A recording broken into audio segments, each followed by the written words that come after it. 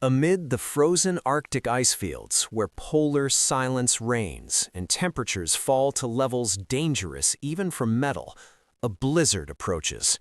It moves like an endless white wall, swallowing the horizon.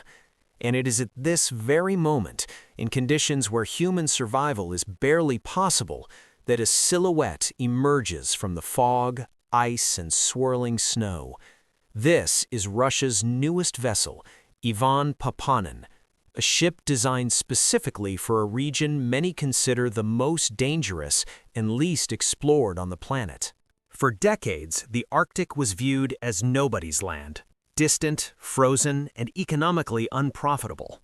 But the 21st century changed everything. Ice fields began to melt, revealing new navigable routes. The Northern Sea Route became a viable alternative to the long journey through the Suez Canal, and vast reserves of oil, gas, and rare earth minerals turned the region into a strategic prize.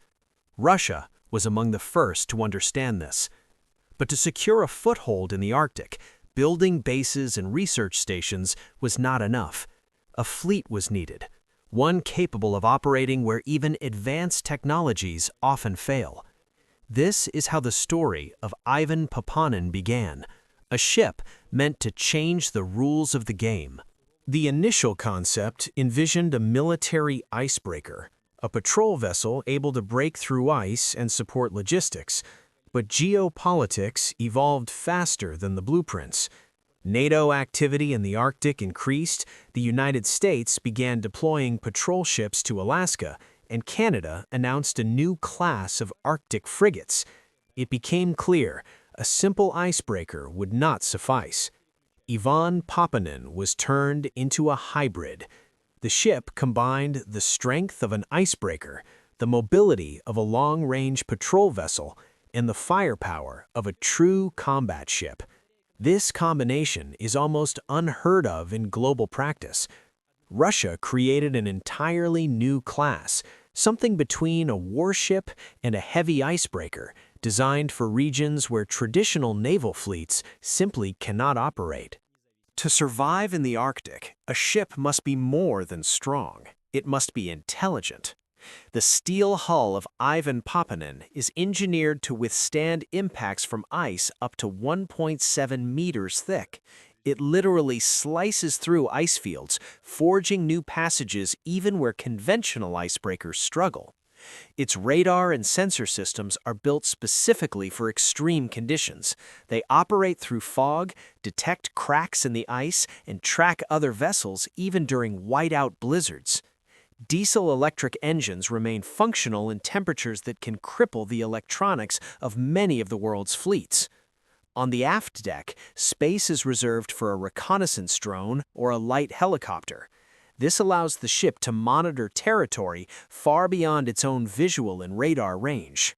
But the most unusual feature is its armament. Ivan Papanin can be equipped with Kaliber cruise missiles capable of striking targets hundreds of kilometers away, Uran anti-ship missiles, and artillery systems for close-range defense. The ship was designed as a modular platform. It can be quickly reconfigured from a logistical icebreaker into a full-fledged combat vessel. This makes it highly flexible and unpredictable for foreign military analysts. Many experts call it a military transformer, a vessel capable of performing 3 roles in a region where most navies have none. Russia understands that control of the Arctic means control of future resources and energy. The Northern Sea Route may become a new global trade corridor. Oil and gas fields require protection, and the presence of foreign ships increases every year. Ivan Papanin is designed to guard energy infrastructure, escort commercial vessels, secure shipping routes, respond to suspicious activity, and maintain continuous Russian naval presence. But there is also a psychological factor. The world knows Russia has a ship capable of operating where other fleets simply cannot reach. After years of development, Ivan Papanin underwent trials in real Arctic conditions. One of the most difficult stages was crossing thick ice along the northern route. The vessel endured all stress loads while maintaining full system functionality. Now, the ship has officially joined the Russian Navy and has already begun fulfilling its first missions. It is no longer a project, it is a fully operational tool built for the harshest environment on Earth. At first glance, Ivan Papanin is simply a heavy steel vessel slowly carving its way through ice. But beneath that simplicity lies strength, endurance, and geopolitical purpose. Russia sees the Arctic not as a distant frozen region, but as part of its future. And ships like Ivan Papanin become the instruments of that future. Silent, powerful, and capable of shifting the balance of power in the North. The Arctic is no longer the end of the world.